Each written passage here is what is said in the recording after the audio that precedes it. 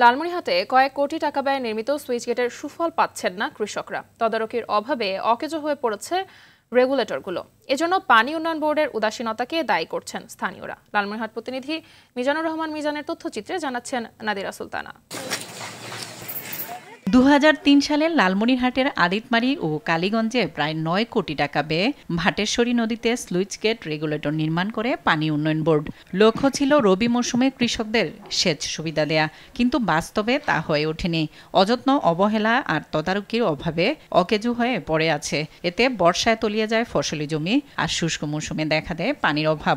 Gate 3টা আছে, 3টা যদি গেট বন্ধ করা যায় নিচ দিয়ে তারপরেও পানি যায়, মানে এতে আমরা কোনো উপকৃত হচ্ছে না। সুইচ গেটের নিচে এখন বর্তমানে শুকনো পানি নেই, শ্যালো মেশিন নিয়ে যেহেতু আবাদ করতেছে, নদীর কোনো পানি দিয়ে আবাদ করা করতেছে না। মৌসুমে যখন বৃষ্টি না হয় তখন পানিটা আসলে কিভাবে আসবে? স্থানীয়দের অভিযোগ, নির্মাণের পর থেকেই কোনো কাজে আসেনি এই স্লুইস গেট, আর তদারকি না থাকায় চুরি হচ্ছে যন্ত্রাংশ।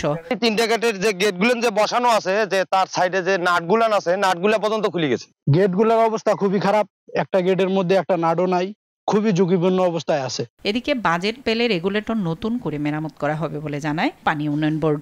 আমাদের রিপেয়ার মেইনটেনেন্স বাজেটে এবার বেশ কিছু রেগুলেটর আমরা মেরামত করেছি, আপনারা জানেন। এছাড়াও আমাদের একেবারে যেগুলো অকার্যকর রয়েছে সেগুলোর তথ্য আমরা ইতিমধ্যে প্রেরণ করেছি।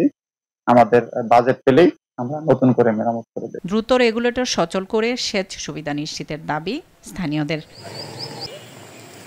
নাদিরা সুলতানা, RTV।